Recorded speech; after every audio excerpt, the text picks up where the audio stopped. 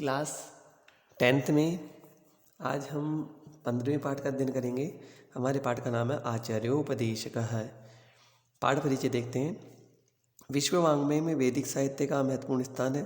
वैदिक साहित्य के 4 वेद, उनके व्याख्यान रूप ब्राह्मण ग्रंथ, आरण्यक ग्रंथ और उपनिषद हैं। वहाँ 108 उपनिषदों की गणना है, परंतु प्रमुख 10 उपनिषदों का पठन पाठन सब जगह ही होता है। ईश, केन, कट, प्रश्न, मुंडक, मांडुक्य, तैत्तिरीय, ऐतरेय, छंदोग्य और बृहदारण्यक ये 10 उपनिषद हैं। प्रस्तुत पाठ तैत्तिरीय उपनिषद की शिक्षावल्ली से उद्धृत है। विद्या समाप्ति के पश्चात छात्र के समावर्तन या दीक्षांत संस्कार के अवसर पर आचार्य शिष्य को उपदेश देता है, उसी का वर्णन शिक्षावल्ली है। इस पाठ में उसी के सारांश का उल्लेख है। देखिए पाठ में वेदम अनुचार्यो अंतवासिनम अनुशासित है। यहाँ पर क्या बताना चाहते हैं? वेद जो ज्ञान राशि है उसके अध्ययन के समाप्त होने के बाद में अंतेवासिनः समाप्त होने के बाद में आचार्य के पास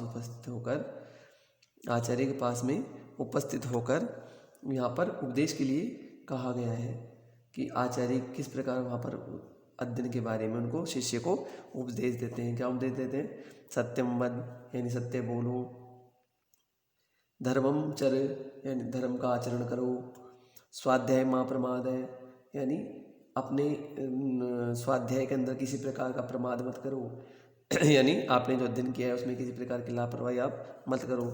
सत्यान प्रमदिता वयम सत्य के बोलने में लापरवाही नहीं करनी चाहिए।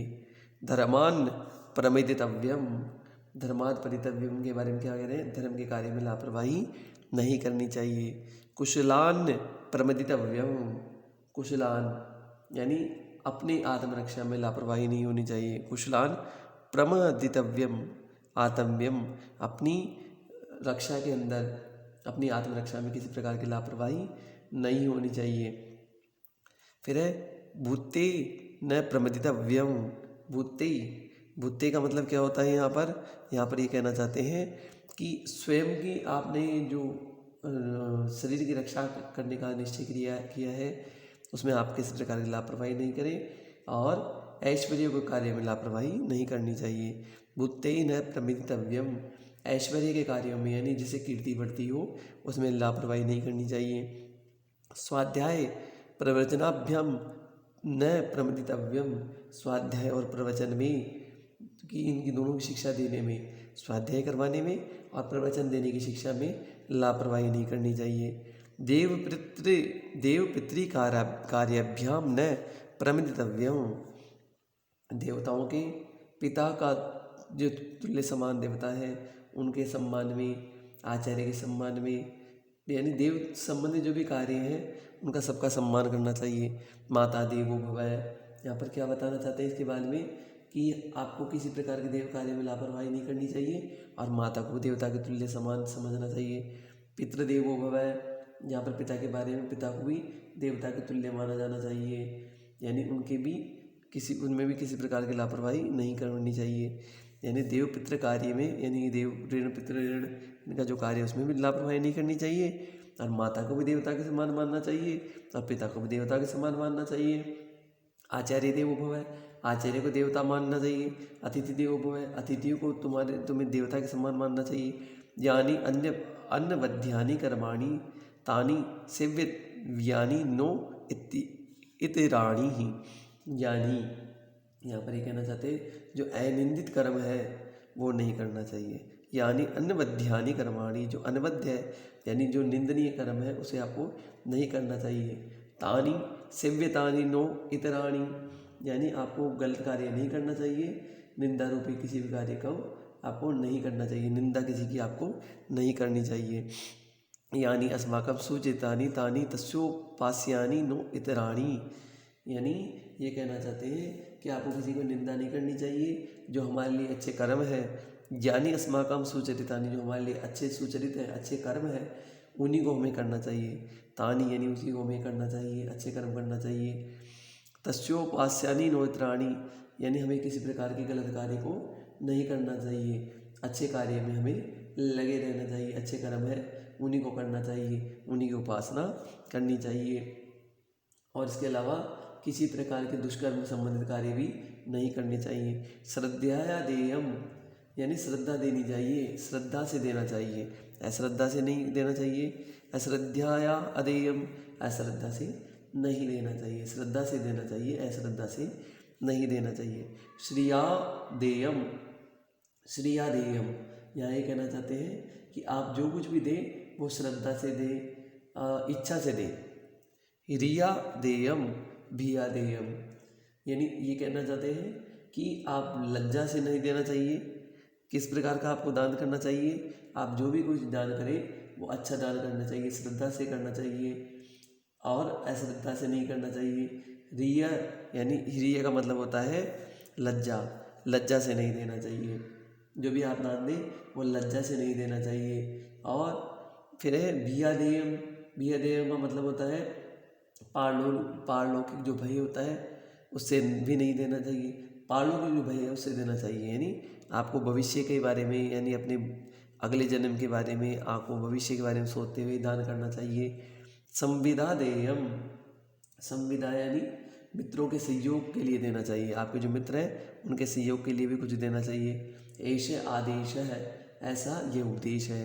ऐश उपदेश है, ये आपको आदेश है, ये आपका हक है और ये आपके लिए उपदेश है। ऐशा वेदोपनिषद है, वेदों और उपनिषदों का ये सार है। तदनुशासनम, यानी आपको ईश्वर के सब अनुशासन का पालन करना चाहिए। आपको जो भी कार्य है मित्र आदि के लिए लेना चाहिए। वेदों का यही आदेश है कि माता पिता सबकी बड़ों का आपको आदेश का पालन करना चाहिए, उनके उपदेशों का पालन करना चाहिए। वेदों का यही सार है। एतद अनुशासनम, यही अनुशासन है। एवं उपासितव्यम, इसी की उपासना करनी चाहिए। इस प्रकार हमने ये संस्कृत का वेद का पाठ का अध्ययन किया। हमारे पास कुछ कठिन शब्दार्थ उनको आप ये देख सकते हैं।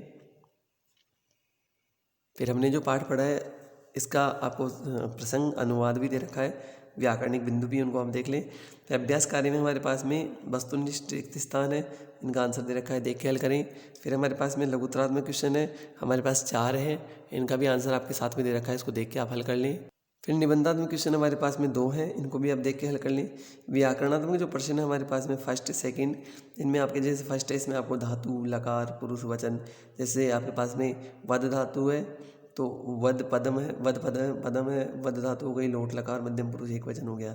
इस प्रकार चर मूल धातु है, लोट लकार मध्यम पुरुष एक वचन। इस प्रकार आपके पास में ये शब्द दे रखे हैं, इनको देख के आप हल करें। फिर आपके बाद में पद दे रखा है, इसमें शब्द लिंग विभक्ति और वचन आपको दे रखे हैं, इनको भी देख के आपको हल करना है। क्वेश्चन नंबर 3 में आपके पास में यहाँ पर प्रत्यय दे रखे हैं, जैसे सेवितानी, सेवितव्यानी। सेव आपकी क्या हो गई, मूल धातु है और तव्यत प्रत्यय है। देयम दा धातु और यत प्रत्यय है। युक्त है, युज धातु और कत प्रत्यय है। वचनम वच धातु और ल्युट प्रत्यय है। इस प्रकार हमारे पास में चौथा क्वेश्चन है, इसमें आपको उपसर्ग बताना है, जैसे प्रमाद है, प्रउपसर्ग माद है, मूल शब्द है। आदेश है, आउपसर्ग है, देश है, मूल शब्द है। उपदेश है, उपसर्ग है और देश है, शब्द है। सुचरितानी, सुपसर्ग और चरितानी शब्द बन गया। अनुशासनम, अनुपसर्ग और शासन शब्द है। फिर हमारे पास में 5वां क्वेश्चन है, इसमें आपको यहाँ दे रखा है एक वचन लिखना है, जैसे कर्माणी तो कर्म हो गया, तानी तत् हो गया, यानी यत हो गया, अनवध्यानी अनवध्यम हो गया, लता लता हो गया, नामानी नाम हो गया। फिर हमारे पास में मिलान का है, तो यहाँ पर आपके पास शब्द दे रखा है, इसको आपको देख के मिलान आप करके हल करें। इस प्रकार आपको व्याकरणात्मक के जो 6 क्वेश्चन है यहाँ तक आपको गृह कार्य जाँच करके हल करवाना है। आपको जो भी गृह कार्य दिया गया है उसको आप देख के हल करें। हल करने के बाद में नोटबुक में आपको जो गृह कार्य करेंगे उसको आपको समय पर जांच करवाना है।